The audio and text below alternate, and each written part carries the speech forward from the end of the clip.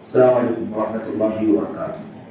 ان الحمد للہ نحمده ونستعینه ونستغفره ونعوذ باللہ من شرور انفسنا وسیئات اعمالنا من يهده الله فلا مضل له ومن يضلل فلا هادي له واشهد ان لا اله الا الله وحده لا شريك له واشهد ان محمدا عبده ورسوله اما بعد فان خير الحديث كتاب الله وخير الهدي هدي محمد صلی اللہ علیہ وسلم وشر الامور محدثاتها وكل محدثة بدعة وكل بدعة ضلالة وكل ضلالة في النار۔ اعوذ باللہ من الشیطان الرجیم، بسم اللہ الرحمن الرحیم۔ ان هذه امتكم امة واحدة وانا ربكم فاعبدون، وقال عز من قائل وان هذه امتكم امة واحدة وانا ربكم فاتقون، وقال عز من قائل واعتصموا بحبل الله جميعا ولا تفرقوا واذكروا نعمة الله عليكم إذ كنتم أعداء فألف بين قلوبكم فأصبحتم بنعمته إخوانا وكنتم على شفا حفرة من النار فأنقذكم منها إلى آخر الآيات۔ وقال عز من قائل ولا تكونوا من المشركين من الذين فرقوا دينهم وكانوا شيعا كل حزب بما لديهم فرحون۔ وقال النبي صلى الله عليه وسلم فيما رواه أبو شريح الخزاعي رضي الله تعالى عنه قال خرج علينا رسول الله صلى الله عليه وسلم فقال أبشروا أبشروا أليس تشهدون أن لا إله إلا الله وأني رسول الله؟ قال قلنا نعم يا رسول الله۔ قال صلی اللہ علیہ وسلم فإن هذا القرآن سبب طرفه بيد الله وطرفه بأيديكم فتمسكوا به فلن تضلوا ولن تهلكوا بعده أبدا۔ رواه الإمام ابن حبان في صحيحه وصححه الألباني وغيره۔ جماعت المسلمین بجگاؤں کے قابل احترام ذمہ داران، اراکین، اس بستی کے قابل قدر علماء، فضلاء، قابل احترام بزرگوں، اس عظیم الشان جامع مسجد جماعت المسلمین محفلہ کے بجگاؤں کے امام و خطیب برادری محترم ندیم صاحب، اسی طرح سے ہمارے درمیان جماعت المسلمین محفلہ کے شعبہ دعوت و تبلیغ کے ذمہ دار، اس کے ناظم برادری گرامی ساجد صاحب، اسی طرح سے تمام تر حوصلہ مند نوجوانوں، قابل احترام ماؤں اور بہنوں، عزیز بچوں، آج کی اس مجلس کے لیے اس عنوان کا انتخاب کیا گیا ہے۔ وہ عنوان ہر دور کا سب سے زیادہ اہم اور بہت زیادہ بنیادی عنوان ہے، اور یہ عنوان صرف اور صرف روایتی عنوان نہیں ہے، بلکہ یہ عملی عنوان ہے، پریکٹیکل عنوان ہے، نعرے لگانے کا عنوان نہیں ہے۔ اسٹیجوں پر اتحاد کی بات کرنے سے کوئی مسئلہ حل نہیں ہوتا۔ اتحاد ملت ایک نعمت، اتحاد ملت اللہ تبارک و تعالیٰ کی ایک نعمت، اس میں کوئی شک نہیں ہے کہ ملت کا اتحاد اللہ تبارک و تعالیٰ کی ایک نعمت ہے، اور بہت بڑی نعمتوں میں سے ایک نعمت ہے۔ دو تین باتیں اس عنوان کے تحت ہمیں آپ کو سمجھنے کی ضرورت ہے۔ سب سے پہلے تو یہ کہ اللہ تبارک و تعالیٰ نے اپنی کتاب کے اندر اور نبی کریم صلی اللہ علیہ وسلم نے اپنی حدیث کے اندر ملت کے اتحاد کا جگہ جگہ حکم دیا ہے، اور ملت کے اتحاد کی اہمیت بیان فرمائی ہے۔ ملت کے اتحاد کو واقعی اللہ تبارک و تعالیٰ کی ایک نعمت قرار دیا ہے۔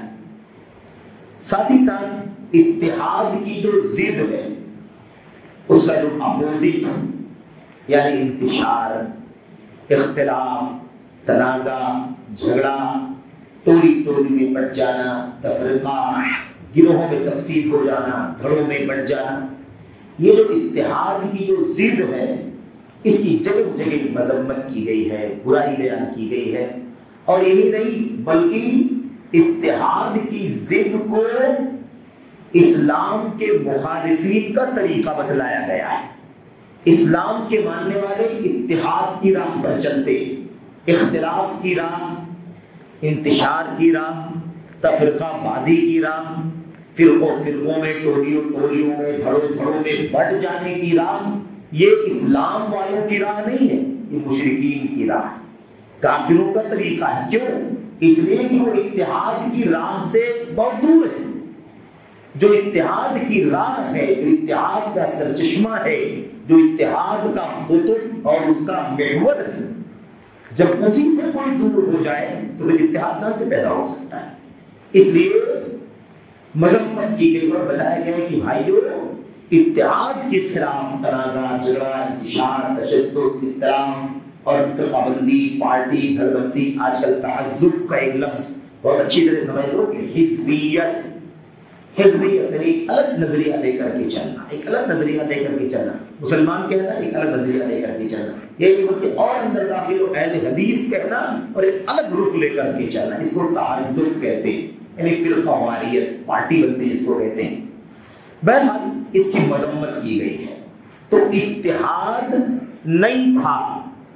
اللہ کے نبی جب دنیا میں تشریف لائے تو اس وقت اتحاد کی راہوں کو لوگوں نے چھوڑ دیا۔ ایسے تو آپ جانیں کہ دنیا کی شروعات اتحاد پر ہوئی ہے، انتشار، اختلاف، تنازع بعد میں آیا ہے۔ فطری طور پر اللہ تبارک و تعالیٰ کا دین جو ہے نا، فطری دین ہے۔ اس دنیا کی شروعات، زمین و آسمان کی تخلیق جب اللہ تبارک و تعالیٰ نے فرمائی، انسانوں کو وجود بخشا، آدم علیہ السلام کے ذریعے سے شروعات فرمائی، اس وقت جتنے بھی لوگوں کو اللہ تبارک و تعالیٰ نے پیدا کیا، 100 سال، 200 سال، 300 سال، 400، 500، 600، 1000 سال، 1000 سال، 10 صدیوں تک پوری دنیا، جو بھی اس وقت کی دنیا تھی، جو بھی تعداد رہی ہو، کوئی اختلاف تھا نہیں۔ تو اختلاف اصل نہیں ہے، اتحاد اصل ہے۔ انتشار، فرقہ بندی، تنازع، جھگڑا اور دھڑوں میں بٹ جانا یہ اصل نہیں، یہ بعد میں آیا ہے، طاری ہے۔ اصل کیا ہے؟ اصل اتحاد ہے، اصل وحدت ہے، اصل اجتماعیت ہے، اصل یکجہتی ہے، اصل ایک اللہ کے حکم پر چلنا، ایک نبی کے فرمان پر چلنا ہے، سب کا ایک اللہ کی تعلیم پر، ایک اللہ کی نبی کی سنت پر چل کر کے ایک راستہ، ایک رخ رہنا، یہ اصل ہے۔ اس میں بگاڑ جو آیا ہے وہ بعد میں آیا ہے۔ اسی بات کو حضرت عبداللہ بن عباس رضی اللہ تعالیٰ عنہ قرآن کریم کی وہ آیت کریمہ جس میں اللہ تبارک و تعالیٰ کا ارشاد ہے، کان الناس امۃ واحدۃ فبعث اللہ النبیین مبشرین ومنذرین الی آخر الآیہ۔ اللہ تبارک و تعالیٰ فرماتا ہے کان الناس امۃ واحدہ، لوگ ایک امت تھے، ساری انسانیت ایک ہی امت تھی، کوئی ٹکڑا نہیں، کوئی دھڑا نہیں، کوئی پارٹی نہیں، کوئی فرقہ نہیں۔ اور یہ بھی یاد رکھیں کہ اس فرقہ بندی سے، اس اجتماعیت سے جو بات دونوں ہو رہی ہے، اتحاد اور اس کی ضد، یہ سارا نقطہ ایمان عقیدے کی بنیاد پر ہو رہا ہے۔ یہ ساری بات ایمان و عقیدے کی بنیاد پر کی جا رہی ہے، ورنہ علاقوں میں بٹنا، الگ الگ ملکوں میں رہنا، الگ الگ شہروں میں رہنا، الگ الگ قبیلوں میں رہنا، اس میں کوئی عیب کی بات نہیں ہے، کوئی مسئلہ نہیں ہے، بلکہ یہ تو اللہ تبارک و تعالیٰ کا نظام ہے۔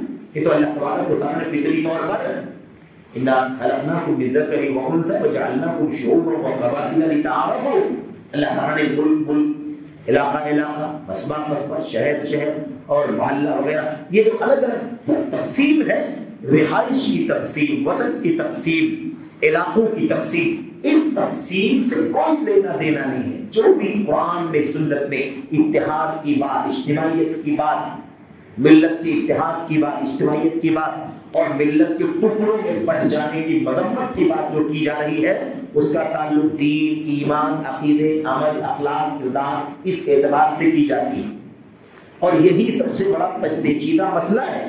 لوگ جسمانی طور پر الگ رہے، کوئی مسئلہ نہیں ہے، اپنے اپنے علاقے محلے میں رہے، لیکن ایک عقیدے پر رہے، ایک سنت پر رہے، ایک راستے پر رہے، ایک اخلاق پر رہے، ایک سلوک پر رہے، ایک رویے پر رہے، کوئی مسئلہ نہیں ہے اس کے اندر۔ مسئلہ وہاں آتا ہے جب لوگوں کے عقیدے بٹ جائیں، جب لوگوں کا راستہ الگ ہو جائے، جب لوگوں کی عبادتوں میں مختلف انداز کی دراڑیں پڑ جائیں، جب لوگوں کی مسجدیں بٹ جائیں، جب لوگوں کے ادارے بٹ جائیں، جب لوگوں کی عیدگاہیں بٹ جائیں، جب لوگوں کے مصلے بٹ جائیں، تب جا کر کے مسئلہ پیچیدہ بن جاتا ہے۔ عبداللہ بن عباس فرماتے ہیں کان الناس، قرآن کریم میں اللہ تبارک و تعالیٰ فرماتا ہے کان الناس امۃ واحدۃ، ساری انسانیت ایک امت تھی، ایک امت تھی۔ ایک قرت میں جو قرآن کریم ہمارے سامنے مصحف عثمانی ہے اس کی قرت نہیں، دوسری قرت ہے، اس کے اندر فاختلفوا کا لفظ بھی موجود ہے۔ لوگ ایک امت تھے، پوری انسانیت ایک امت تھی، یعنی ایک ملت تھی۔ فاختلفوا، پھر ان میں اختلاف پیدا ہوا، پھر اس میں اختلاف پیدا ہو گیا۔ فبعث اللہ النبیین مبشرین ومنذرین، تب اللہ تبارک و تعالیٰ نے پھر سے سب کو ایک کرنے کے لیے، اختلاف ہو گیا، پھر سب کو ایک کرنے کے لیے اللہ تبارک و تعالیٰ نے کیا کیا؟ انبیاء کو بھیجا، رسولوں کو بھیجا، لوگوں کو جنت کی خوشخبری سنانے والا بنا کر کے بھیجا، اللہ کے عذاب سے ڈرانے والا بنا کر کے بھیجا۔ یہ آیت کریمہ ہے۔ اس آیت کریمہ کی تفسیر میں عبداللہ بن عباس کیا فرماتے ہیں اللہ اکبر، عجیب بات ہے، فرماتے ہیں کان بین آدم و نوح 10 قرون، آدم اور نوح علیہ السلام کے بیچ میں 10 صدیوں کا فاصلہ ہے۔ کتنا فاصلہ ہے؟ 1000 سال کا فاصلہ ہے، 10 صدی کا فاصلہ ہے۔ اس پورے 10 صدی کے عرصے میں کانوا علی شریعت من الحق، ساری کی ساری انسانیت ایک شریعت پر چل رہی تھی، کوئی فرقہ نہیں، کوئی ٹولی نہیں، کوئی دھڑا نہیں، کوئی پارٹی نہیں، کوئی گروپ نہیں، کچھ بھی نہیں، سب کیا تھے؟ اللہ سب کا خالق ہے، یہ سب اللہ کے بندے ہیں، اللہ سب کا معبود ہے، یہ سب اللہ کے سامنے سر جھکانے والے ہیں، اللہ سب کا روزی رساں ہے، سب کے سب اللہ تبارک و تعالیٰ کے حکم پر چلنے والے ہیں، کوئی معاملہ نہیں، کوئی اختلاف نہیں، کوئی جھگڑا نہیں۔ یہیں سے وہ نقطہ بھی آپ کے ذہنوں میں بیٹھ جانا چاہیے۔ کیا ایک بہت بڑا پروپیگنڈا پھیلایا جا رہا ہے، اور ہم لوگ اگر بہت قریب سے ایسے بیٹھ کر کے اللہ کے گھر میں نئی قرآن کو پڑھیں گے، نئی سیکھیں گے، نئی سنت کو پڑھیں گے، نئی سیکھیں گے، اپنے علماء سے جڑ کر کے ان کے سامنے گھٹنے ٹیک کر کے ان سے مسائل پوچھ کر کے اگر رہنمائی لے کر کے اگر دین کے معاملے میں روشنی پر نہیں آئیں گے، میڈیا کے چکر میں، یوٹیوب کے چکر میں ہر ایرے گہرے لتو خیروں کو سنیں گے، تو یہ فتنہ ہمارے اندر گھسے گا۔ کون سا فتنہ ہے وہ یہ مسئلہ ہے آج یہ میڈیا پھیلایا جا رہا ہے، گھر واپسی کا فتنہ جانتے ہیں کہ نہیں جانتے ہیں؟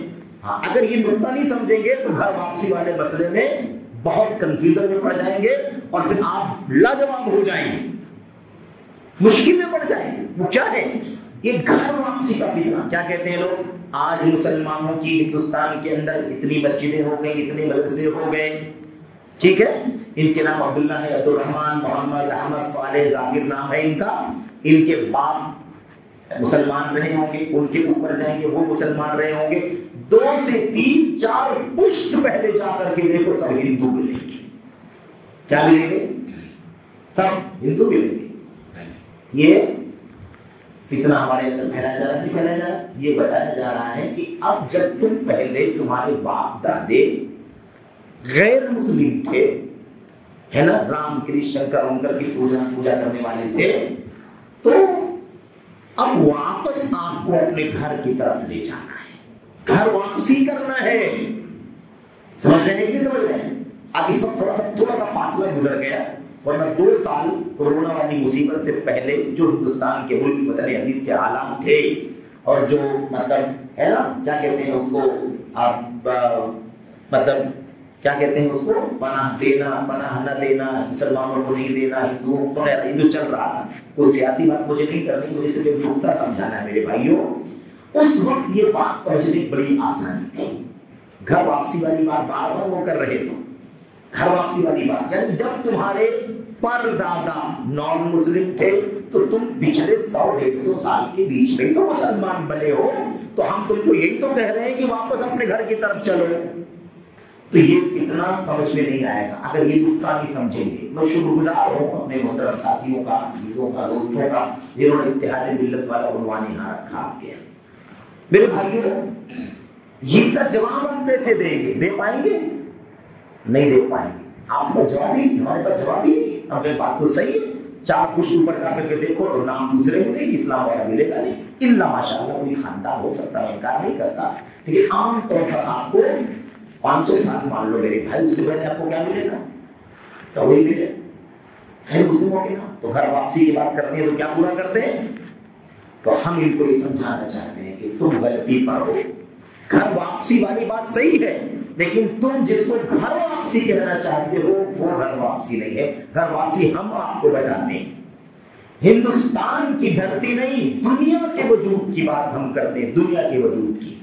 جب دنیا کا وجود ہوا ہے تو ایک اللہ کی عبادت ہوتی تھی، کسی شنکر تنتر کا وجود تھا، ان کی پوجا ہوتی تھی، اور 1000 سال تک اسی پر چلتے رہے، اسی ایک اللہ کی بندگی، ایک اللہ کی عبادت، اسی کا سجدہ، اسی کا رکوع، اسی کے لیے عبادت، اسی کے لیے بندگی، اسی کے سامنے تو سب کچھ اللہ تبارک و تعالیٰ کے سامنے 1000 سال تک۔ 1000 سال کے بعد ود سوا یغوث یعوق نسل کی بنیاد پڑی، اور یہی شنکر رام فلاں فلاں فلاں فلاں کی طرف سے سمجھ لو ہیں 1000 سال۔ تو اگر گھر واپسی کرنا ہے تو ایک دم پہلے والے گھر کی طرف واپس چلو، پہلے والے گھر کی طرف چلو جہاں سے دنیا شروع ہوئی ہے، بیچ میں بہت آگے پیچھے ہوا، کبھی وہ گھر پھر یہ گھر، پھر وہ گھر، پھر یہ گھر، لیکن اصل والا گھر کون سا ہے بھائی؟ وہی والا جو اس گھر میں اللہ کے گھر میں بیٹھ کے ہم کرتے ہیں، ایک اللہ تبارک و تعالیٰ کی بندگی، سجدہ اسی کے لیے، رکوع اللہ کے سامنے، دعا اللہ کے سامنے۔ تو اللہ تبارک و تعالیٰ کی بندگی، ایک اللہ کی بندگی، یہی اصل گھر ہے۔ تاریخ تم پڑھ کر کے بھی دیکھ سکتے ہو کہ دنیا کی شروعات جب ہوئی تو اس وقت کس کی پرستش ہوتی تھی؟ کیا رب ذوالجلال کے سوا کوئی تھا؟ کان اللہ ولم یکن شیء قبلہ، کان اللہ ولم یکن شیء معہ، صرف اللہ تھا، اللہ کے ساتھ کوئی نہیں تھا، صرف اللہ تھا، اللہ کے پہلے کوئی نہیں تھا۔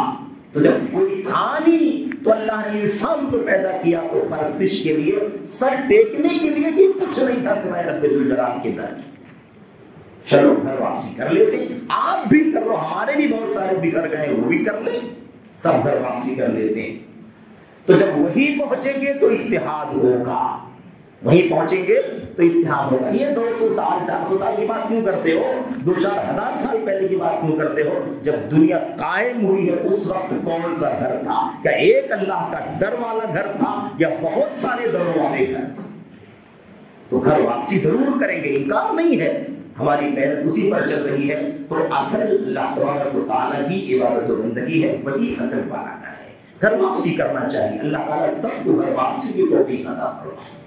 جن کے ہاں تھوڑی بڑی کمی ہے اور اللہ کی توحید کا عقیدہ بھی ہے اور کچھ شرع کا ساجداری بھی ہے، اللہ ان کو بھی صحیح معنوں میں گھر واپسی کی توفیق عطا فرمائے، پورے طور پر گھر واپسی کی توفیق عطا فرمائے، تاکہ وہ ایک اللہ کے سامنے سر جھکانے والے بن جائیں۔ تو 1000 سال تک اس دنیا میں صرف ایک اللہ تبارک و تعالیٰ کی بندگی ہوتی تھی، اس کے بعد ایک بستی کے لوگوں نے شرک کرنا شروع کر دیا۔ پوری کہانی آپ کو معلوم ہے، اس میں جانے کا وقت نہیں ہے، نہ ضرورت ہے اس کی۔ تو اس بستی کے لوگوں نے کیا کیا؟ 5 بزرگوں، اللہ والوں، عبادت کرنے والوں کے میرے بھائیوں پیچھے شیطان ان کے پیچھے لگا اور دھیرے دھیرے دھیرے دھیرے ان کی پرستش کرانے لگا۔ یہاں پر رد، وہاں پر سوا، وہاں پر یغوث، وہاں پر یعوق، وہاں پر نصر، ایسے اللہ کے بندے بزرگان صالحین تھے جو اللہ کی بندگی کرتے تھے۔ شیطان نے بغلایا، ایک نسل آئی، دوسری نسل آئی، تیسری نسل آئی، تیسری نسل کو پتہ ہی نہیں کہ یہ جن کے نام شیطان بتا رہا ہے کن کے نام ہے، بس سمجھا یہی تو اللہ، یہی تو سب کچھ ہے، ان کا وسیلہ پکڑ لیں گے، ان کا سجدہ کر لیں گے، ان کے سامنے جھک جائیں گے تو یہ ہمیں اللہ سے قریب کر دیں گے۔ شیطان نے سمجھایا، اس جاہل نسل نے ان کی پوجا کرنا شروع کر دیا۔ یہاں سے گھر بدلا، یہاں سے گھر بدلا، اور یہیں سے گھر بدلا تو یہیں سے اتحاد ملت پارا ہو گیا، یہیں سے ملت کے ٹکڑے ہوئے۔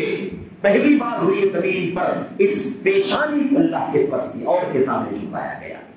تب اللہ تبارک و تعالیٰ نے سب سے پہلے اول رسول بعثہ اللہ الی الناس، نوح علیہ السلام کو سب سے پہلے رسول کی حیثیت سے لوگوں کی طرف بھیجا۔ ہم لوگ کہتے ہیں کہ نوح علیہ السلام کی قوم نے سب سے پہلے شرک کیا، نہیں، ایسے نہیں، جس قوم نے سب سے پہلے شرک کیا اس میں نوح علیہ السلام کو بھیجا گیا۔ ایسا نہیں کہ نوح علیہ السلام بھیجے گئے تھے، قوم کے اندر موجود تھے اور قوم نے شرک کرنا شروع کر دیا، ایسے نہیں ہوا۔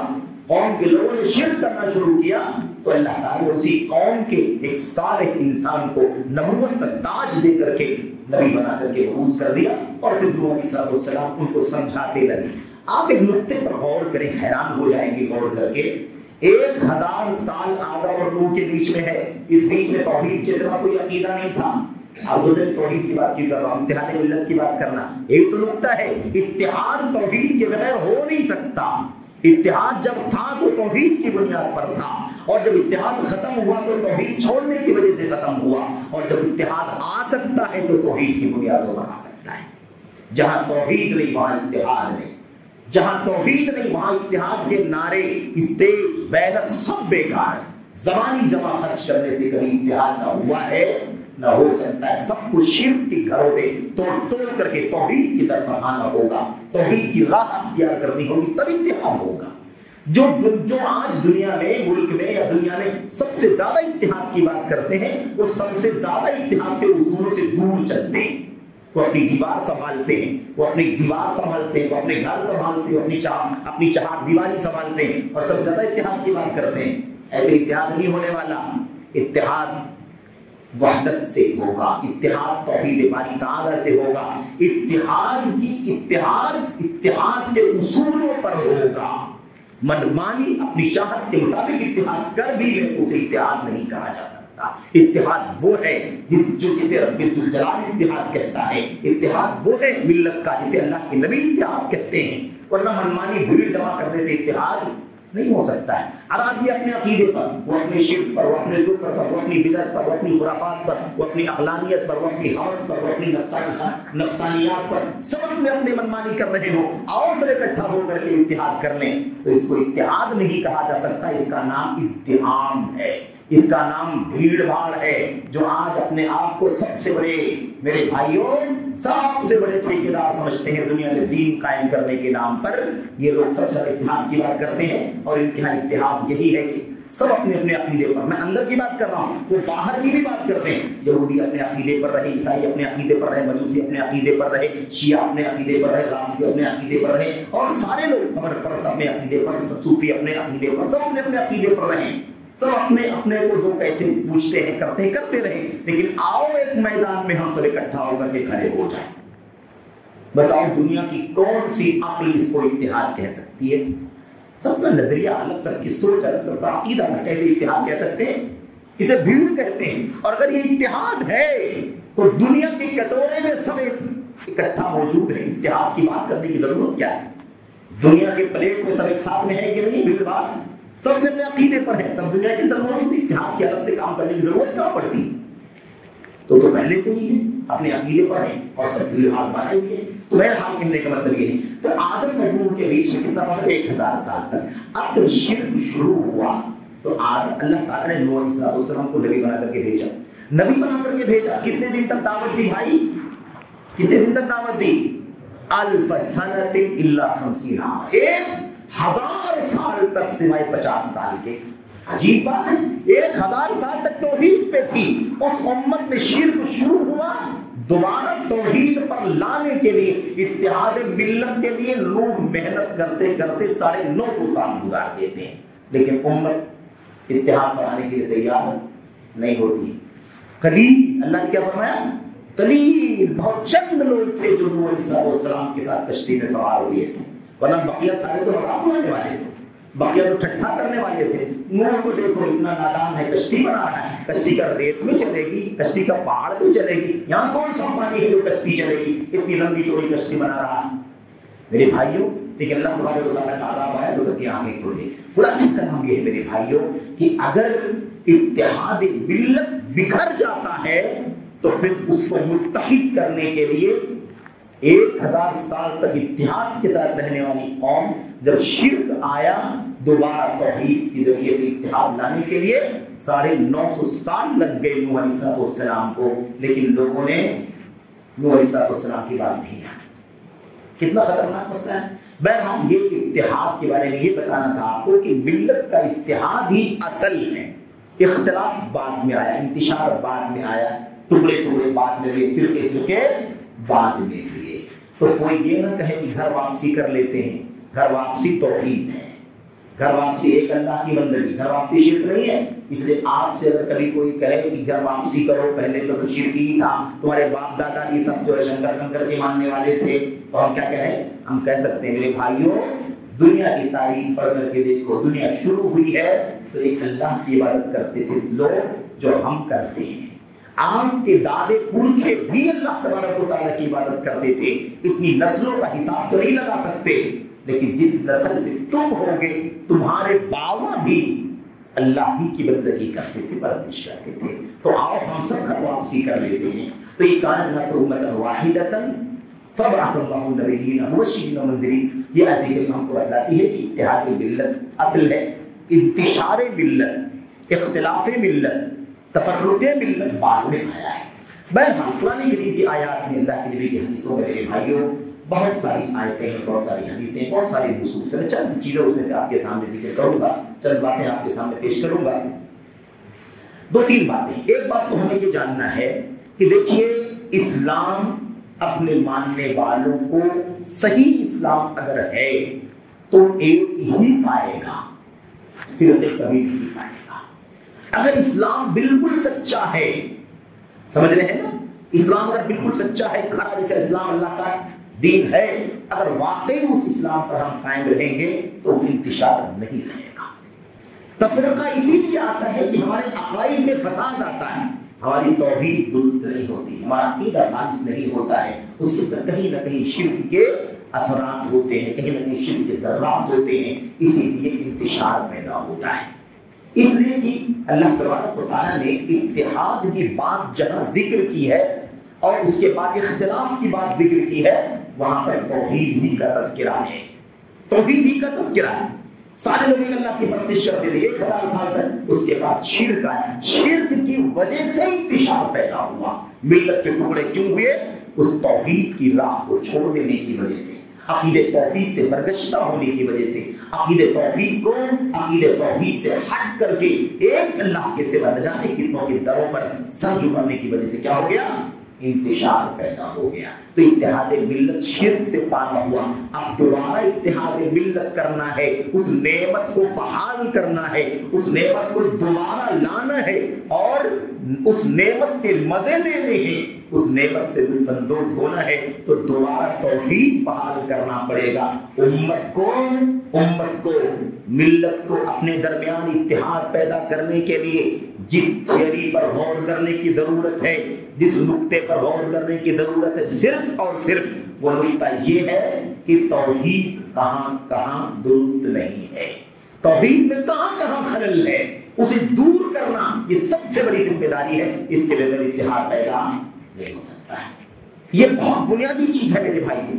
اسلام اپنے ماننے والوں کو منتشر نہیں دیکھنا چاہتا، بکھرا ہوا نہیں دیکھنا چاہتا. میں آپ کو بتاؤں، جسمانی طور پر بھی اگر کسی ایک مشن میں سب نکلے ہیں، ایک کام میں سبھی لوگ ہیں، تو اس کام میں سب کو اسلام ایک جگہ دیکھنا چاہتا ہے. اگر کھانے کے لیے بیٹھے ہوئے ہیں تو اسلام ایک ساتھ میں کھاتے ہوئے دیکھنا چاہتا ہے. مجلس میں بیٹھے ہوئے ہیں تو اللہ تبارک و تعالیٰ یہاں اکٹھا ہو کر کے دیکھنا چاہتا ہے، بکھراؤ نہیں دیکھنا چاہتا ہے. میں آپ کو اس حوالے سے ایک نازک حدیث بتاؤں. میں اتنی پیاری اللہ کے نبی صلی اللہ علیہ وسلم کی حدیث ہے. حضرت وحشی بن حرب، آپ سنے ہوں گے نام وحشی بن حرب. یہ وہ شخص ہیں جنہوں نے کیا کیا تھا؟ حضرت حمزہ ابن عبد المطلب چچائے رسول صلی اللہ علیہ وسلم کو بڑی بے دردی سے شہید کیا تھا، نیزہ مار کے. یہی بچی ہیں، جب بچی اسلام نہیں لائے تھے تب انہوں نے یہ کام کیا تھا، حضرت حمزہ کو شہید کیا تھا. ہندا کے اشارے پر ساری واقعات کو آپ جانتے ہیں. جب بچی اسلام لے آئے اور اللہ کے نبی صلی اللہ علیہ وسلم کے سامنے جب آئے، اللہ کے نبی صلی اللہ علیہ وسلم نے وحشی کو دیکھا جبکہ وہ اسلام لا چکے تھے. ان کو دیکھ کر کے اللہ کے نبی کو اپنے چچا کی وہ دردناک موت یاد آ گئی، وہ شہادت کا منظر یاد آ گیا. اللہ کے نبی نے فرمایا، وحشی اسلام تو لا چکے ہو لیکن تمہیں دیکھ کر میرے چچا کی شہادت مجھے یاد آتی ہے، اس لیے چند لمحوں کے لیے نگاہوں سے کنارے ہو جایا کرو. دھیرے دھیرے غم اور دھیرے دھیرے ڈھلے گا، دھیرے دھیرے غم جائے گا. اس طرح سے حالت تھی. بہرحال وحشی بن حرب کہتے ہیں کہ اللہ کے نبی صلی اللہ علیہ وسلم کے پاس ہم لوگ آئے. اسلام لانے کے بعد الحمدللہ اچھی اسلام ہو جانے کے بعد حسن اسلام کے بعد کہتے ہیں اللہ کے نبی کے پاس آئے اور ہم نے اللہ کے نبی سے کہا اللہ کے نبی انا ناکل ولا نشبع، انا ناکل ولا نشبع، اے اللہ کے نبی شکایت لے کر کے آیا ہوں آپ کے پاس۔ وہ شکایت یہ ہے کہ ہم کھانا کھاتے ہیں، بھر بھر کے کھاتے ہیں لیکن آسودہ نہیں ہوتے ہیں، بھر بھر کے کھاتے ہیں لیکن آسودہ نہیں ہوتے۔ انا ناکل، ہم کھاتے ہیں، کھانے میں کمی نہیں ہے، کھانا میسر ہے، کھانا کھاتے ہیں، لیکن مسئلہ یہ کہ آسودہ نہیں ہوتے ہیں، آسودہ نہیں ہوتے ہیں۔ اب کوئی سوچ سکتا ہے کہ لگتا ہے کہ اللہ کے نبی کو میڈیکل کا بھی فارمولہ بتائیں، ایسا کر کے کھایا کرو، 3 بار نہیں 4 بار کھایا کرو، ایسا کر کے۔ اللہ کے نبی نے عجیب و غریب جواب دیا، کیوں؟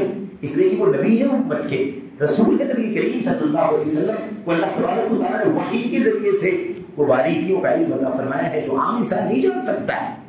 اللہ کے نبی صلی اللہ علیہ وسلم نے فوراً اس سوال کے جواب میں ایک سوال کیا، آپ نے فرمایا اچھا تم کھاتے ہو سیراب، آسودہ نہیں ہو پاتے ہو، پیٹ نہیں بھرتے تمہارے، لعلکم تأکلون متفرقین، شاید تم لوگ ایک ساتھ بیٹھ کے نہیں کھاتے ہو، جدا جدا الگ الگ بیٹھ کر کے کھاتے ہو، وہاں بیٹھتا ہوں وہاں بیٹھتا ہوں وہاں بیٹھتا ہوں، سب الگ الگ، متفرقین، الگ الگ بیٹھ کر کے کھاتے ہو۔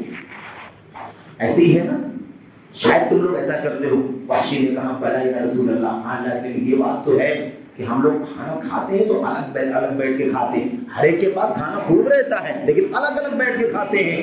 اللہ کے اسی لیے تمہارا پیٹ نہیں بھرتا ہے، اسی لیے تم آسودہ نہیں ہوتے ہو۔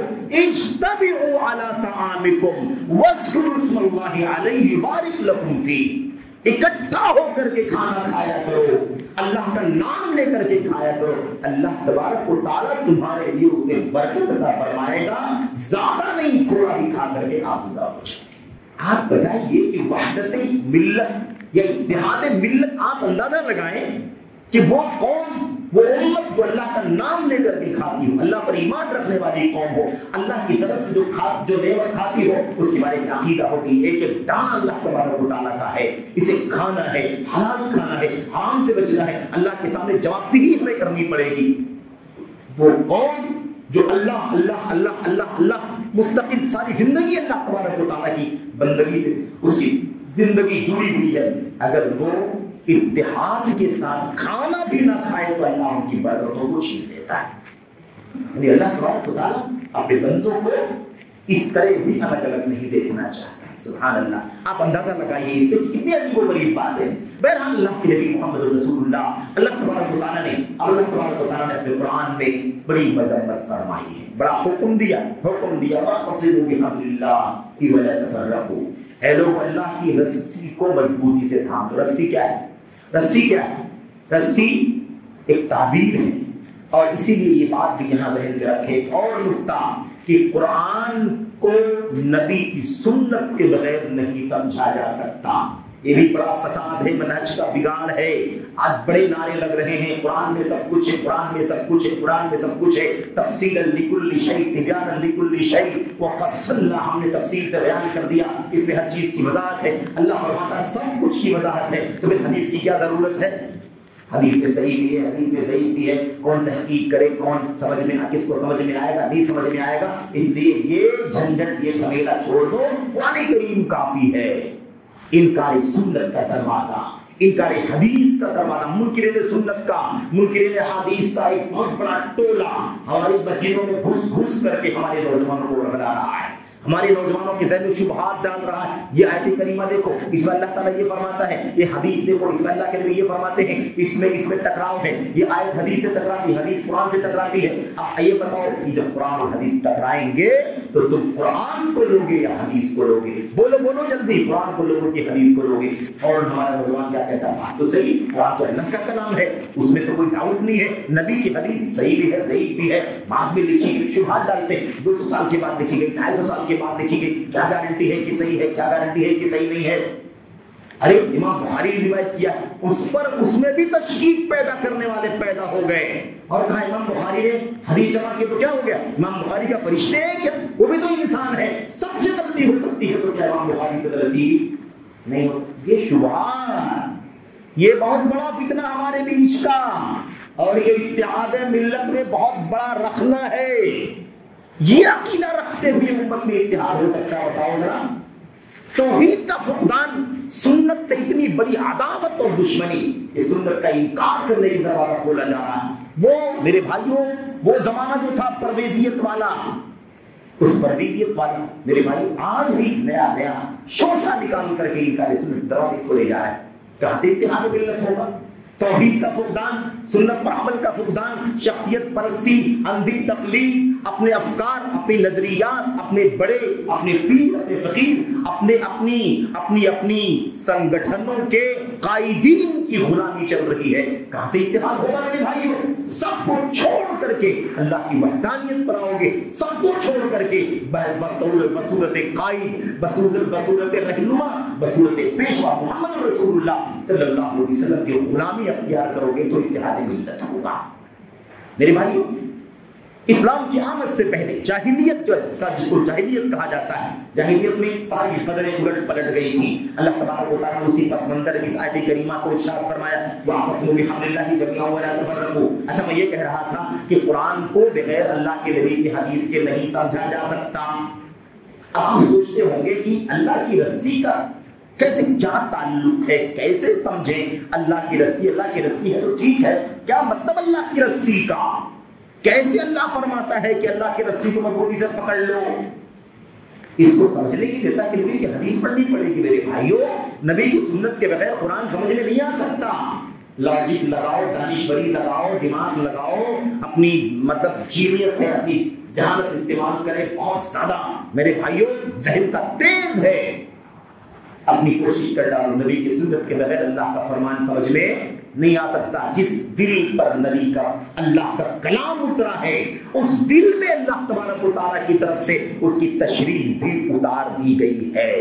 الا انی اوتیت القرآن ومثلہ معہ، سن لو، جیسے مجھے قرآن کریم دیا گیا ہے اور اس کے ساتھ بالکل اسی جیسی چیز یعنی سنت دی گئی ہے۔ جیسے قرآن اترا ہوا ہے، سنت اتری ہوئی ہے۔ وَأَنزَلْنَا إِلَيْكَ الذِّكْرَ لِتُبَيِّنَ لِلنَّاسِ مَا نُزِّلَ إِلَيْهِمْ، ہم نے قرآن کریم آپ کی طرف اتارا ہے تاکہ آپ کھول کر کے سمجھائیں کہ اللہ کے کلام میں بتایا کیا جا رہا ہے۔ میرے بھائیو، اتحاد ملت ایک بہت بڑی نعمت ہے۔ ذرا دیکھو، اللہ فرماتا ہے اللہ کی رسی کو مضبوطی سے پکڑ لو، اچھی طرح پکڑ لو، اعتصموا، مضبوطی سے پکڑ لو، وَلَا تَفَرَّقُوا، اور فرقے مت بن جاؤ، ٹکڑیوں میں مت بٹو۔ اللہ کے نبی صلی اللہ علیہ وسلم کی حدیث ہم نے شروع میں آپ کے سامنے پڑھی، اسی آیت کریمہ کی تفسیر کے لیے، اس کی وضاحت کے لیے۔ حضرت ابو شریح خزاعی رضی اللہ تعالیٰ عنہ اللہ کے نبی کے صحابی ہیں، اور روایت کو امام ابن حبان نے اپنی صحیح میں نقل فرمایا ہے، علامہ البانی نے صحیحہ میں نقل فرمایا۔ بہرحال اللہ کے نبی صلی اللہ علیہ وسلم کے بارے میں فرماتے ہیں ابو شریح کہ اللہ کے نبی صلی اللہ علیہ وسلم خرج علینا، ہمارے پاس تشریف لائے، آپ نکل کر کے ہمارے پاس آئے، ہم لوگ بیٹھے ہوئے تھے بہت سارے ساتھی اللہ کے نبی کے، تو آپ نے ہم سے ایک سوال کیا۔ آپ نے فرمایا، سوال نہیں کیا بلکہ آپ نے پہلے کیا کہا، ابشروا ابشروا، خوش ہو جاؤ، خوش ہو جاؤ میرے ساتھیوں، الیس تشہدون ان لا الہ الا اللہ وانی رسول اللہ، یہ بتاؤ کہ کیا تم گواہی نہیں دیتے ہو کہ اللہ کے سوا کوئی سچا معبود نہیں ہے اور میں اللہ کا رسول ہوں؟ کیا تم گواہی اس کی نہیں دیتے ہو؟ صحابہ نے کہا اللہ کے نبی بلا، یقیناً ہم گواہی دیتے ہیں کہ اللہ کے سوا کوئی سچا معبود نہیں ہے اور آپ اللہ کے رسول ہیں۔ اس کے بعد اللہ کے نبی نے فرمایا فَإِنَّ هَذَا الْقُرْآنَ سَبَبٌ، تو یاد رکھو یہ قرآن کریم جو اتر رہا ہے، یہ قرآن کریم ایک رسی ہے۔ کیا ہے یہ؟ ایک رسی ہے۔ اب رسی کو سمجھو کیسے رسی ہے اور رسی سے اتحاد کیسے ہو سکتا ہے؟ اللہ کے نبی نے سمجھا دیا اپنی حدیث میں، آپ نے فرمایا یہ قرآن کریم ایک رسی ہے، طرفہ بید اللہ و طرفہ بایدیکم، اس رسی کا ایک سرا اللہ کے ہاتھ میں ہے اور اس کا دوسرا سرا اے اللہ کے بندو تمہارے ہاتھ میں ہے۔ اب بتاؤ اتحاد میں گڑبڑی کبھی ہو سکتی ہے کیا؟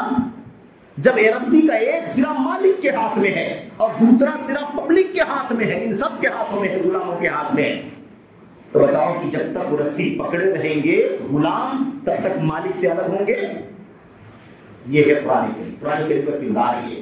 تو اللہ کے نبی فرماتے ہیں کہ قرآن کریم ایک رسی ہے جس کا ایک سرا اللہ تبارک و تعالیٰ کے ہاتھ میں اور اس کا دوسرا سرا تمہارے ہاتھ میں ہے۔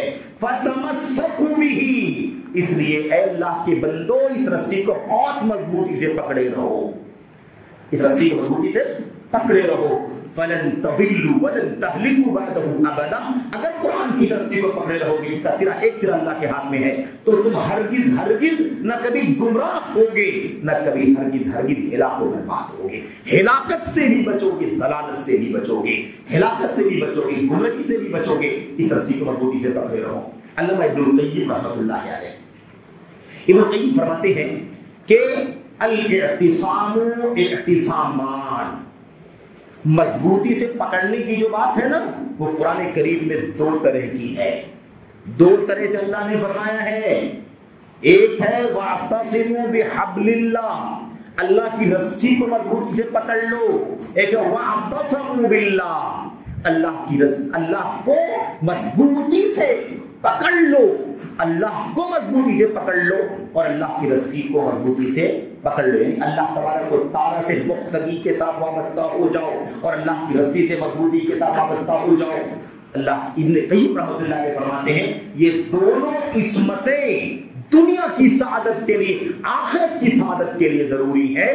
جس کے پاس ان دونوں میں سے کوئی ایک اعتصام، ایک مضبوط گرفت اگر چھوٹ جائے گی تو یا تو ہلاک ہو جائے گا یا تو گمراہ ہو جائے گا۔ جو اللہ کی رسی کو مضبوطی سے پکڑے گا وہ ضلالت سے بچ جائے گا، جو اللہ سے مضبوطی سے وابستہ ہو جائے گا وہ ہلاکت سے بچ جائے گا۔ میرے بھائیو، اللہ تبارک و تعالیٰ قرآن کریم میں اس نعمت کو جتا رہا ہے، وَاعْتَصِمُوا بِحَبْلِ اللَّهِ جَمِيعًا وَلَا تَفَرَّقُوا وَاذْكُرُوا نِعْمَتَ اللَّهِ إِذْ كُنْتُمْ أَعْدَاءً، اللہ کی اس نعمت کو یاد کرو، وَاذْكُرُوا إِذْ كُنْتُمْ أَعْدَاءً، یاد کرو اللہ کی نعمت کو جب تم لوگ آپس میں دشمن تھے، فَأَلَّفَ بَيْنَ قُلُوبِكُمْ، اللہ تبارک و تعالیٰ نے تمہارے دلوں میں الفت پیدا کر دی، محبت پیدا کر دی، فَأَصْبَحْتُمْ بِنِعْمَتِهِ إِخْوَانًا، اور تم اللہ تبارک و تعالیٰ کی نعمت کی وجہ سے آپس میں بھائی بھائی بن گئے، اللہ کی نعمت ملی تو بھائی بھائی بن گئے۔ اتحاد ملت نعمت ہے، اتحاد ملت کی نعمت اسلام کے ذریعے سے حاصل ہوئی ہے۔ اسلام کی آمد سے پہلے سینکڑوں سال سے جنگیں چل رہی تھی، اوس و خزرج کی جنگیں میرے بھائیوں 40 سال سے، 80 سال، 100 سال سے چل رہی تھی، ہزاروں کے لوگ، سینکڑوں ہزاروں کے لوگوں کی موتیں ہوتی تھی، لیکن آپس میں تال میل اتحاد نہیں ہوتا تھا۔ اسلام نے توحید کے پیغام کے ذریعے سے، ایک اللہ کی بندگی کی دعوت کے ذریعے سے سارے دلوں کو ایک کر دیا۔ اللہ تبارک و تعالیٰ دوسری آیت میں فرماتا ہے لو انفقت ما فی الارض جميعا ما الفت بین قلوبهم، اے اللہ کے نبی صلی اللہ علیہ وسلم، اگر آپ روئے زمین کی پوری دولت خرچ کر دیتے تب بھی آپ ان بندوں کے دلوں میں الفت پیدا نہیں کر پاتے۔ یہ تو اللہ تعالیٰ کی نعمت ہے کہ اللہ نے اسلام اتار دیا، آپ کو بھیج دیا، اللہ نے توحید کا پیغام آپ کے ذریعے، اپنی کتاب کے ذریعے اتارا، ان سارے بکھرے ہوئے دلوں کو اللہ تبارک و تعالیٰ نے ایک ساتھ اکٹھے کر دیا۔ تو یہ بہت بڑی نعمت اللہ نے احسان جتلایا ہے۔ اچھا، مذمت ہے کس کی؟ مذمت کس کی ہے؟ مذمت ہے انتشار، اختلاف، تنازع، جھگڑا، اس کی بڑی مذمت ہے۔ وَلَا تَكُونُوا مِنَ الْمُشْرِكِينَ، اے لوگوں مشرکوں کی طرح مت ہو جاؤ۔ کس کی طرح مت ہو جاؤ؟ مشرکوں کی طرح مت ہو جانا۔ مِنَ الَّذِينَ فَرَّقُوا دِينَهُمْ، جنہوں نے اپنے دین کے ٹکڑے ٹکڑے کر لیے، وَكَانُوا شِيَعًا، اور مختلف فرقوں میں بٹ گئے، کُلُّ حِزْبٍ بِمَا لَدَيْهِمْ فَرِحُونَ، ہر پارٹی کے پاس جو کچھ ہے اسی میں مست ہے، ہر پارٹی جس عقیدے پر چل رہی ہے اسی پر مگن ہے، ہر گروہ جس عقیدے پر، جس نظریے پر چل رہا ہے اسی میں مگن ہے۔ میرے بھائیوں، اللہ تبارک و تعالیٰ فرماتا ہے آپ ان میں سے مت ہو جانا۔ اے امت کے لوگوں، اے میرے بندو، وَلَا تَكُونُوا، تم لوگ مت ہو جانا، تم سب کے سب، اللہ کے نبی صلی اللہ علیہ وسلم صرف نہیں بلکہ تم، وَلَا تَكُونُوا مِنَ الْمُشْرِكِينَ، وہ مشرکوں میں سے مت ہو جانا جن لوگوں نے اپنے دین کے ٹکڑے کر لیے۔ کیسے دین کا ٹکڑا کر لیا بھائی؟ توحید سے سب ہٹ گئے کہ نہیں ہٹ گئے؟ جتنے مشرک ہیں سب ہٹ گئے ہیں، چاہے کوئی اس چھوٹے کا پجاری ہو، بڑے کا پجاری ہو، کھڑے کا پجاری ہو، بڑے کا پجاری ہو، زندہ کا پجاری ہو، مردے کا پجاری ہو، کسی کیوں بھی پوچھتا ہو، غیر اللہ کے پجاری مختلف انداز سے ہیں اور سب کے سب مشرک ہیں۔ وَلَا تَكُونُوا مِنَ الْمُشْرِكِينَ، مشرکوں میں سے مت ہو جانا جن لوگوں نے اپنے دین کے ٹکڑے ٹکڑے کر لیا اور ہر پارٹی اپنے عقیدے پر مست ہے۔ جس کو پکڑ کے بیٹھی اسی پر خوش، وہ اس کو پکڑ کے بیٹھا اس کے ساتھ خوش، وہ اس کی پوجا کرتا اس کے ساتھ خوش، وہ اس کی پوجا اس کے ساتھ خوش۔ اللہ فرماتا ہے تم اس میں سے مت ہو جانا۔ میرے بھائی اور بھی آیتیں ہیں جس میں اس کی مذمت بیان کی گئی ہے۔ ہمیں ایک بات خاص طور پر آپ کے سامنے رکھنی ہے اس موضوع کے حوالے سے، وہ نکتہ یہ ہے کہ اب مسئلہ یہ ہے کہ آج بھی دنیا کی حالت کیا ہے؟ بکھراؤ، ملت کے ٹکڑے، کتنے ٹکڑے ہیں گننا بھی مشکل ہو گیا ہے۔ 72 اللہ کے نبی نے فرمایا تھا یہ اندر، 72 اللہ کے نبی نے فرما دیا تھا اتنے سارے فرقے، اور کوئی یہ نہ کہے یہ 72 تو الگ ہوں گے، وہ کفار مشرکین یہ وہ نہیں، اندر کی بات ہے، یہ اندر کی بات ہے۔ اندر ستفترق امتی، جب اللہ کے نبی امت کہیں عام طور پر تو امت سے مراد امت اجابت ہے، اللہ یہ کی وضاحت ہو کہ اس سے امت انسانیت مراد ہے، امت دعوت مراد ہے۔ ستفترق امتی علی 73 فرقہ، میری امت کے 73 ٹکڑے ہو جائیں گے، سب کے سب جہنم میں جائیں گے سوائے ایک کے۔ شیخ صالح فوزان حفظہ اللہ سے پوچھا گیا یہ بتائیے کہ کیا آج جو مسلمانوں کے اندر کے فرقے ہیں، ٹولیاں دکھائی دے رہی ہیں، کیا یہ 72 کے اندر شامل ہے؟ انہوں نے کہا بالکل 72 کے اندر شامل ہے۔ شیخ بن باز سے پوچھا گیا کیا سب 72 فرقوں میں شامل ہے؟ کہا بالکل 72 فرقوں میں شامل ہے۔ تو آپ کہیں کہ اللہ کے نبی نے فرمایا کہ سب کے سب جہنمی ہیں سوائے ایک کے، صرف ایک جنت میں جائے گا، اور کیا سب جہنمی؟ تو کیا سارے فرقے جہنمی ہیں؟ ہاں، یہ سوال بڑا اہم ہے، بڑا اہم ہے، بہت مشکل ہے اس کا جواب دینا، گھبراہٹ ہوتی ہے بولنے میں جہنمی ہے۔ ٹھیک ہے، اللہ کے تبارک و تعالیٰ نے، اللہ کے نبی صلی اللہ علیہ وسلم نے ہم کو انصاف کا حکم دیا ہے، بات سمجھنے کی ہے، حوالوں کی ہے، دلیلوں کی ہے، اصولوں کی ہے، منمانی کوئی کسی پر حکم نہیں لگا سکتا، کوئی ادنا ہو یا اعلیٰ ہو، یہ اللہ کا دین ہے۔ یاد رکھیں سارے فرقے ضلالت میں شریک ہیں۔ ضلالت کی گمراہی اس کو بولتے ہیں بھٹکا ہوا، اصل راستے سے بھٹکا ہوا۔ اب کوئی تھوڑا بھٹکا، کوئی اس سے زیادہ، کوئی اس سے زیادہ، کوئی بہت زیادہ، کوئی پورے طور پر بھٹک گیا۔ جو پورے طور پر بھٹکا، اتنا بھٹکا کہ کفر میں چلا گیا، شرک میں چلا گیا، وہ تو جہنم میں جائے گا، اور بغیر توبہ کیے اگر مر کر کے جہنم میں گیا ہے تو پھر ہمیشہ ہمیشہ کے لیے وہ جہنم میں ہی رہے گا۔ لیکن اگر شرک تک، بدعقیدگی تک یہ گمراہی نہیں پہنچی ہے، کمی ہے، کم ہے، شرک سے پہلے ہے، تو جہنم میں تو جائے گا لیکن ہمیشہ ہمیں جہنم میں نہیں رہے گا۔ سزا ملنے کے بعد وہ باہر نکلے گا۔ اللہ تبارک و تعالیٰ کی عدل ہے، انصاف ہے، تو اس میں گھبرانے کی کوئی بات نہیں ہے کہ اللہ کے نبی نے فرمایا کلھا فی النار، سب کے سب جہنم میں ہیں، تو سب کے سب جہنم میں، سب کے سب جہنم کے مستحق بنیں گے، لیکن کیا ہمیشہ ہمیشہ رہیں گے؟ نہیں، جو ہمیشہ ہمیشہ رہے گا وہ وہی ہوگا جو شرک پر کفر پر مرنے والا ہوگا، جس کے یہاں بدعقیدگی، جس کے یہاں انتشار، ٹکڑا، فرقہ واریت شرک تک نہیں پہنچتی ہے، کفر تک نہیں پہنچتی ہے، وہ اپنی سزا پا کر کے جہنم سے باہر نکالا جائے گا۔ سمجھ رہے ہیں نا؟ یہ اس کا مطلب ہے۔ شیخ صالح فوزان حفظہ اللہ نے اس کی وضاحت فرمائی، اور بھی علماء نے اس کی وضاحت فرمائی، ایسی بات نہیں ہے۔ تو خلاصہ کلام کیا؟ خلاصہ کلام یہ ہے میرے بھائیوں کہ قرآن کریم کے اندر کئی آیتوں میں اس کی مذمت بیان کی گئی ہے، ٹکڑے ٹکڑے ہونے کی، فرقہ بٹنے کی مذمت بہت بری چیز ہے۔ ہمارا رب ایک ہے، ہمارا کعبہ ایک ہے، ہمارا نبی ایک ہے، ہماری کتاب ایک ہے، ہمارے نبی کی سنت ایک ہے، سب ایک ہے، تو پھر انتشار کیوں ہے؟ افتراق کیوں ہے؟ تشدد کیوں ہے؟ آخر اس کی کیا گنجائش ہے؟ کیا گنجائش ہے؟ ہے کوئی گنجائش؟ گنجائش تو نہیں ہے صحیح میں، لیکن گنجائش نکالنے کی کوشش کی جاتی ہے کہ نہیں؟ کیسے کی جاتی ہے؟ ہاں، وہ حدیثیں آپ سنتے ہوں گے، میں دہرا دیتا ہوں، آپ کے سامنے اشارہ کر دیتا ہوں۔ کہا جاتا ہے میری امت کا اختلاف رحمت ہے۔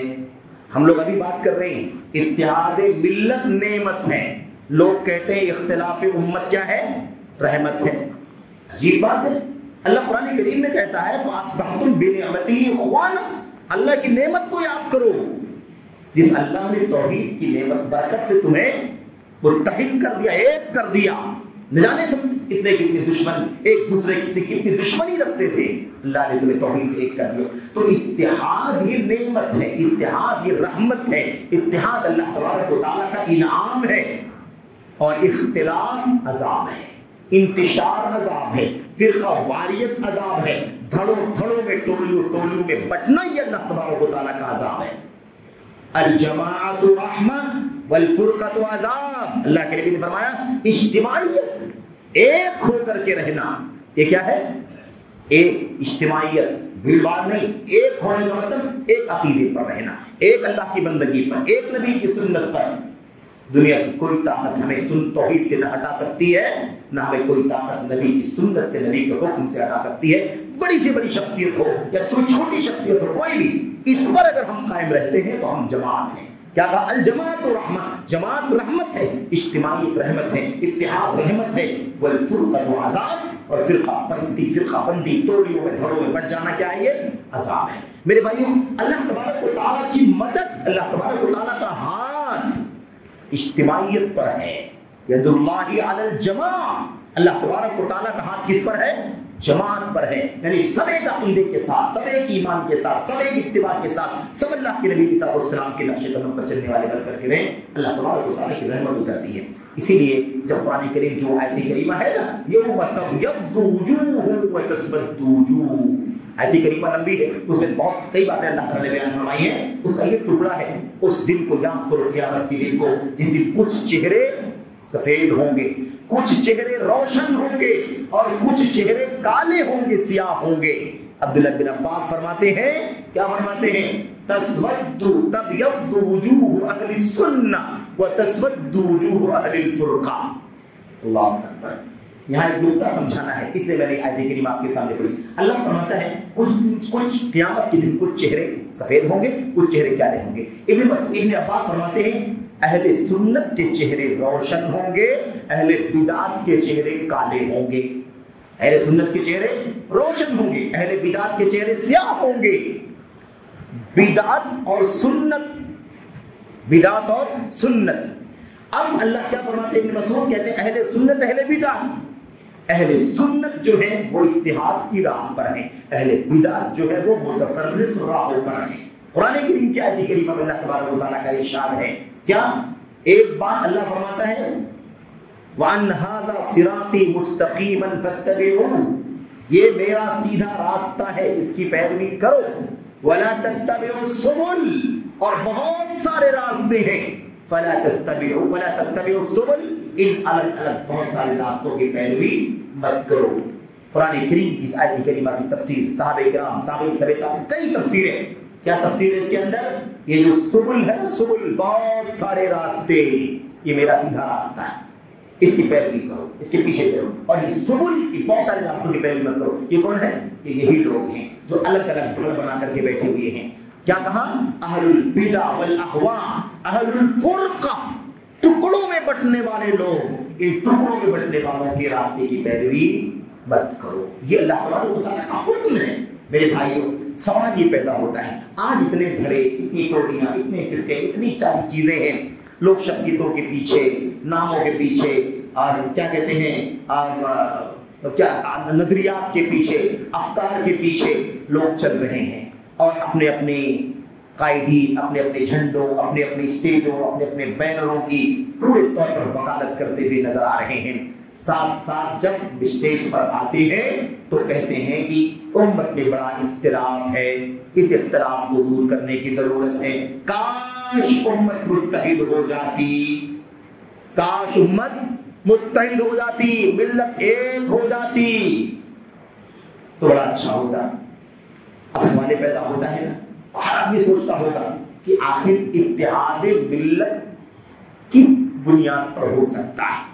इत्तेहाद मिल्लत की बुनियादें कौन सी हैं? किस बुनियाद पर इत्तेहाद होगा? अब जो इस नजरिए का है उसी नजरिए को लेकर के बैठा है और कहता है आओ मुत्तहिद हो जाओ, यानी सबको वो अपने पास बुलाता है कि सब हमसे जुड़ जाओ, इत्तेहाद हो जाएगा।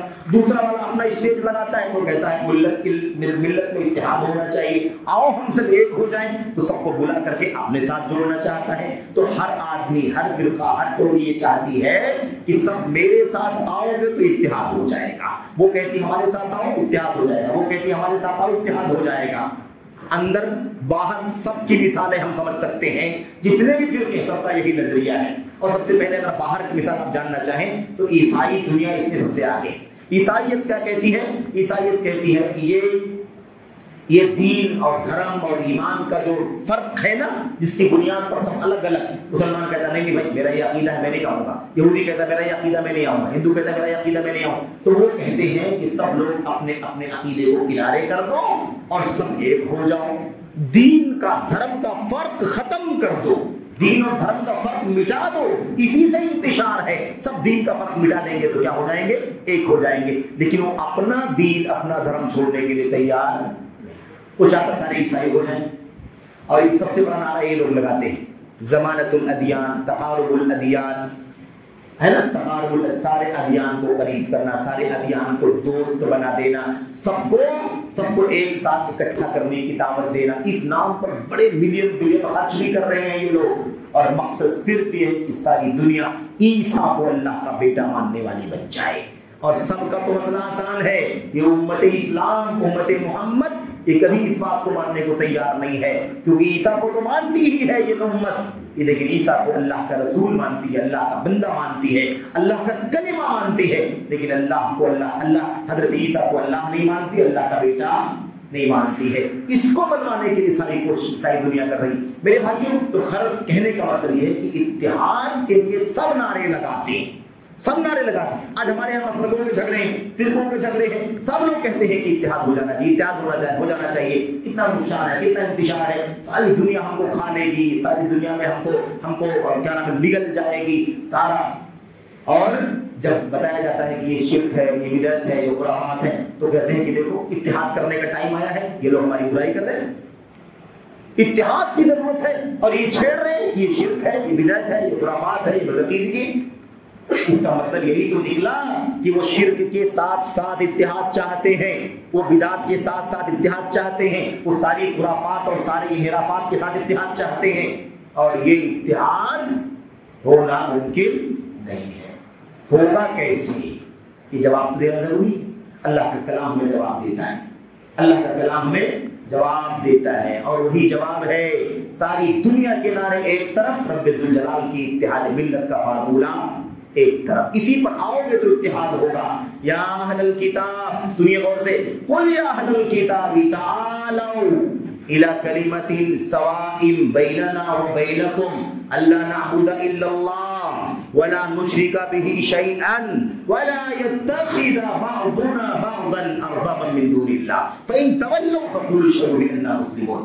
یہ آیت کریمہ یاد رکھو، اسی آیت کریمہ پر اتحاد ہو سکتا ہے۔ اس پر سب آ جاؤ، اس پر کیا کرو؟ سب آ جاؤ۔ اندر والے بھی اختلاف کر کے بیٹھے وہ بھی آ جائیں، باہر والے بھی اختلاف کر رہے ہیں، سب آ جائیں۔ اگر اتحاد ملت چاہتے ہیں، یعنی پوری دنیا ایک ہو جائے، تو ایک ہی یہ فارمولہ ہے جو اللہ فرماتا ہے۔ اے اللہ کے نبی، آپ اعلان کیجئے اگر سب کو ایک ہونا ہے، تعالو اے اہل کتاب یہود و نصارا، تم تو اللہ کے ماننے والے ہو، لیکن تمہارے عقیدے میں فساد آ چکا ہے، تمہارا دھرم آسمانی دھرم ہے، تمہارا دین سماوی دین ہے، لیکن افسوس کہ تم نے اس کو بگاڑ دیا، تحریف کر لیا، تبدیلی پیدا کر لیا۔ علاج کرنا چاہتے ہو تو آؤ، ایسے اتحاد ہو سکتا ہے۔ تعالو، آؤ، الی کلمۃ سواء بیننا وبینکم، ایک ایسے کلمے کی طرف جو ہمارے اور تمہارے درمیان سیم ہے، ہمارے اور تمہارے درمیان سیم ہے۔ لا الہ الا اللہ والا سب کے درمیان سیم ہے کہ نہیں سیم ہے؟ ہاں، لیکن مشکل یہی ہے، کلمہ پڑھنے میں سیم ہے، اس کا معنی نکالنے میں سیم۔ آج تک امت کے کئی طبقے ایسے ہیں میرے بھائیوں، افسوس کے ساتھ کہنا پڑتا، اللہ سب کو ہدایت عطا فرمائے، سب کے سینوں کو حق کے لیے کھول دے، آمین رب العالمین۔ لا الہ الا اللہ کا معنی بھی امت کے بہت سارے طبقے سمجھنے کو تیار نہیں ہے۔ ایک طبقہ کہتا ہے لا الہ الا اللہ کا معنی ہے لا موجود الا اللہ، اللہ کے سوا کوئی موجود نہیں ہے، اللہ کے سوا کوئی موجود نہیں۔ تو ہم لوگ جو ہیں یہ کیا ہے؟ یہ بھی اللہ تبارک و تعالی ہی کا مظہر ہے، استغفر اللہ۔ وحدت الوجود کا عقیدہ، وحدت الشہود کا عقیدہ، حلول کا عقیدہ، یہ صوفیوں کا بڑا مضبوط عقیدہ ہے کہ دنیا میں اللہ کے سوا کوئی موجود نہیں ہے۔ اچھا، آپ سوچتے ہوں گے یہ تو صوفیوں کا عقیدہ ہے، ہم تو یہ عقیدہ نہیں مانتے، ہم لوگ یہ عقیدہ مانتے ہیں؟ نہیں مانتے، لیکن کہیں نہ کہیں ہاں گمراہی کا شکار ہو رہے ہیں۔ میں آپ کو نام لے کے بتا سکتا ہوں، ایسا کچھ مسئلہ نہیں ہے۔ آپ نے ڈاکٹر اسرار کا نام سنا ہوگا، سنا ہے کہ نہیں سنا آپ لوگوں نے؟ کون ہے جو نہ سنے گا، اتنا مشہور آدمی۔ ڈاکٹر اسرار نے اسی عقیدہ تصوف کو اپنی ویڈیو کے ذریعے سے دنیا میں عام کیا ہے، سمجھ رہے ہو؟ ایسے تو آپ کہتے ہیں وحدت الوجود نہیں مانتے، صوفیوں کا عقیدہ ہے۔ ابن تیمیہ رحمۃ اللہ علیہ فرماتے ہیں روح زمین کا بدترین شرک صوفیوں کا شرک ہے۔ کسی نے عیسیٰ کو شریک کیا، کسی نے موسیٰ کو شریک کیا، کسی نے عزیر کو شریک کیا، کسی نے لات منات عزیٰ کو شریک کیا، کسی نے ود سوا یغوث کو شریک کیا، کسی نے کسی کو، کسی نے ولیوں کو، کسی نے نبیوں کو، کسی نے فرشتوں کو شریک کیا۔ لیکن یہ واحد طبقہ ہے جس نے دنیا کے ایک ایک ذرے کو جو اللہ کی مخلوق ہے سب کو رب بنا دیا، سب کو معبود بنا دیا۔ اس سے بدترین شرک ہوئی زمین پر کوئی موجود ہے؟ ہم سب کیا ہے نعوذ باللہ؟ جو کچھ دکھائی دے رہا ہے دنیا میں سب کیا ہے؟ یہ اللہ ہی ہے۔ اللہ کے سوا کوئی موجود ہے ہی نہیں۔ اگر کوئی موجود ہے تو صرف اور صرف اللہ موجود ہے۔ تو جتنے موجودات ہیں یہ سب کے سب کیا ہے؟ وہ یہ سب اللہ۔ اور ان کا صوفی کہتا بھی ہے العبد رب ورب عبد یا لیت شعری من الذی اعبد۔ بندہ رب ہے، رب بندہ ہے، میری سمجھ میں نہیں آتا ہے کہ میں کس کو پوجوں کس کو چھوڑوں۔ یہ عقیدہ۔ اب ایک طبقہ یہ کہتا ہے اچھا جناب وحدت الوجود تو نہیں مانتے، لیکن ڈاکٹر اسرار نے وحدت الوجود کا عقیدہ امت کے اندر پھیلایا ہے۔ سمجھ رہے ہیں؟ وحدت الوجود کا عقیدہ وہ الاول والآخر والظاہر والباطن، اللہ ہی اول ہے، اللہ ہی آخر ہے، اللہ ہی ظاہر، اللہ ہی باطن۔ سب سے پہلے تو وہ کہتے ہیں، کہتا ہے وہ آدمی کہتا ہے کہ اس آیت کریمہ میں اول آخر ظاہر باطن کی تفسیر اگر کسی چیز سے ہو سکتی ہے تو یہ کیسے ہو سکتی ہے؟ یہ کیسے ہو سکتی ہے؟ تصوف کی 4 سلسلوں سے ہو سکتی ہے، چشتی، قادری، نقشبندی سے ہر بات اس طرح کا عقیدے بیان کرتا ہے۔ خیر میں یہ کہنا چاہتا ہوں کہ وحدت الوجود والا عقیدہ کی دنیا میں ہمیں دکھائی تو دے رہا ہے کہ انسان ہے، یہ جانور ہے، چرند ہے، پرند ہے، دیوار ہے، عمارت ہے، پہاڑ ہے، سمندر ہے، دریا ہے، درخت وغیرہ، یہ ہمیں دکھائی دے رہے ہیں، لیکن حقیقت میں یہ کچھ نہیں ہے۔ صرف کون ہے؟ اللہ تبارک و تعالیٰ۔ اس کی مثال دے کر کے کہتا ہے ایک رسی، ایک لکڑی لے لو، ایک لکڑی لے لو، اس لکڑی کے کنارے ایک رسی باندھ دو، ایک لمبی سے رسی باندھ دو، اس رسی میں آگ لگا دو، جلا دو اس کو تاکہ وہ جلنے لگے۔ اس کے بعد رسی کو ایسے ایسے دھیرے دھیرے گول گول گھماؤ، اس کے بعد دھیرے دھیرے اسپیڈ بڑھاؤ اس کی۔ جب اس کی آپ اسپیڈ بڑھا دیں گے تو دیکھنے والے کو لگے گا کہ آگ گول دائرے میں ہے۔ دیکھیے کہ نظر آئے گی کہ نظر آئے گی؟ سب کو دیکھنے والے کو لگے گی رسی چونکہ گول گول گھومے گی تو دیکھنے والے کو لگے گا کہ یہ کیا ہے؟ آگ گول ہے۔ لیکن کیا حقیقت میں آگ گول ہے؟ رسی تو اتنی ہی بڑی ہے لیکن گول گھمانے کی وجہ سے آپ کو گول دکھائی دے رہی ہے۔ وہ کہتا ہے کہ جیسے یہ آگ گول نہیں ہے، رسی گول نہیں ہے، آپ کو گول دکھائی دے رہی ہے، ایسے ہی یہ دنیا کے اتنے سارے لوگ دکھائی دے رہے ہیں، حقیقت میں ہے نہیں، صرف اور صرف کس کا وجود ہے؟ اللہ تبارک و تعالیٰ۔ اتحاد ملت کیسے ہوگا؟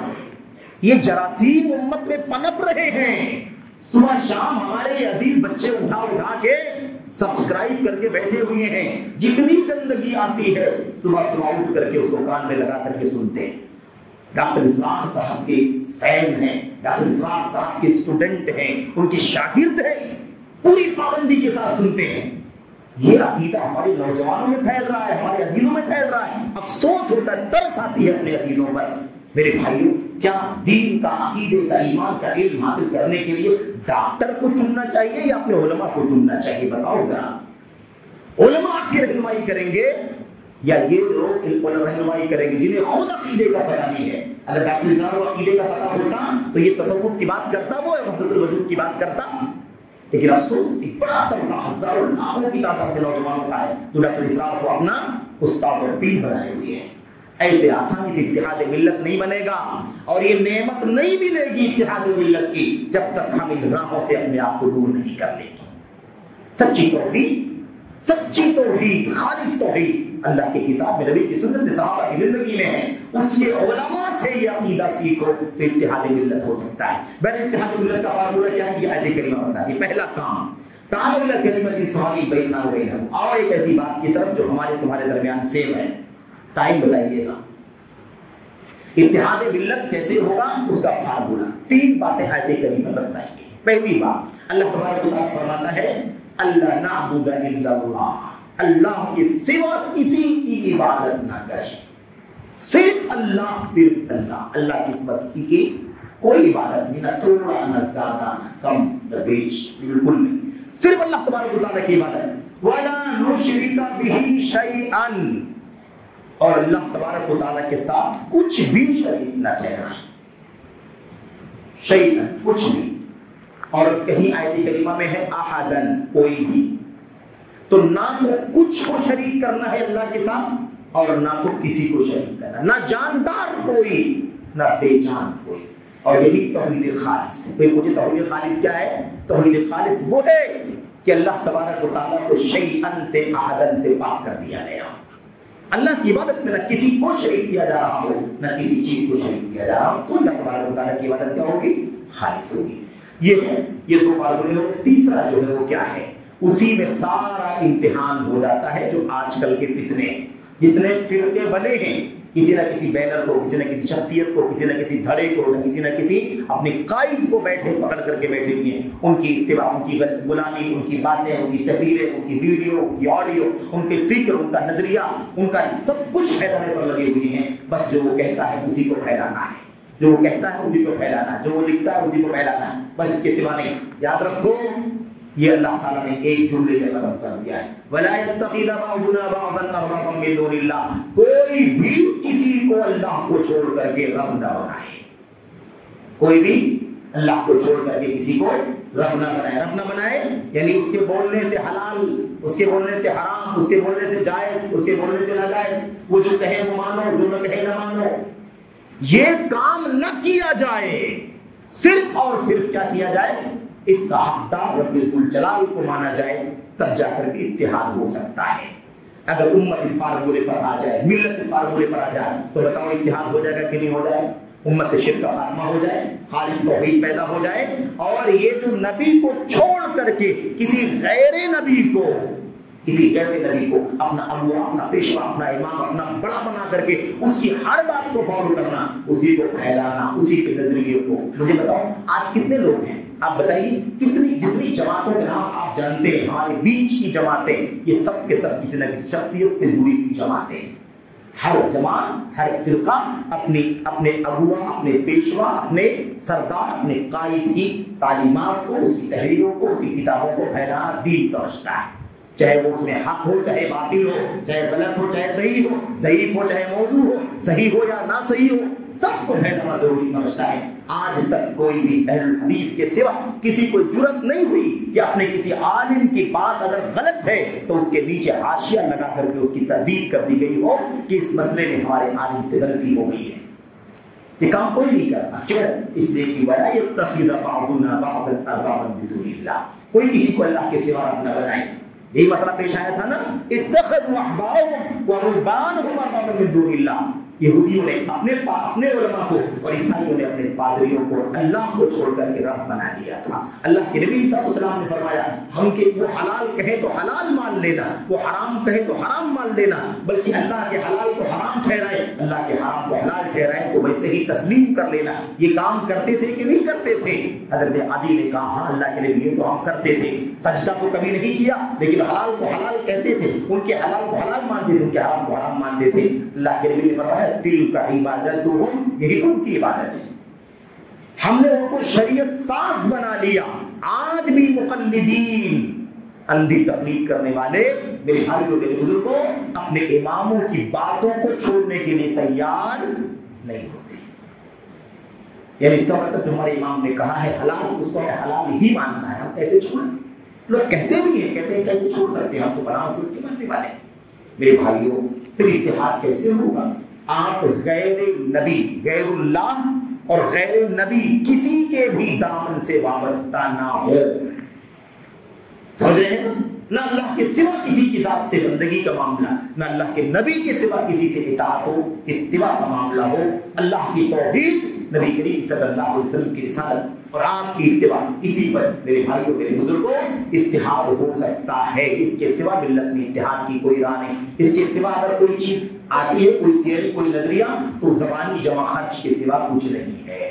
آؤ ہم عصبیتوں کو چھوڑ کر کے طرفداریوں کو جانبداریوں کو چھوڑ کر کے اپنے میلانات کو رجحانات کو چھوڑ کر کے صرف ایک اللہ کی بندگی کرنے والے بن جائیں اور نبی کے حکم کے سامنے کسی کو بھی ہم مانتے ہو فالو کرتے ہو تو سب کو چھوڑ کر کے نبی کے دامن سے وابستہ ہو جائیں. یہ کر کے دیکھ لو امت پھر سے متحد ہو جائے گی, ملت پھر سے اتحاد کی راہ پر چل پڑے گی انشاءاللہ تبارک و تعالیٰ. وہ نعمت جو مفقود ہو چکی ہے, وہ نعمت جو سلب ہو چکی ہے, وہ نعمت اللہ تعالیٰ پہ پھر سے عطا فرما دے گا.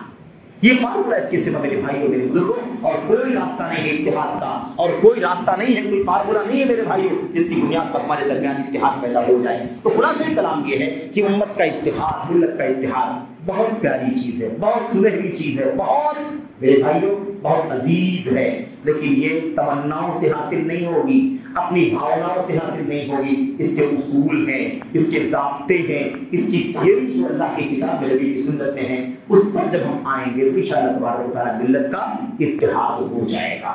جب تک امت اس راستے پر چلتی رہی تب تک امت میں فرقہ بندی نہیں ہوئی, اور جب امت نے راستہ چھوڑا تو فرقہ بندی ہو گئی. اور سب سے پہلا فرقہ امت میں جو پیدا ہوا کون سا فرقہ ہے؟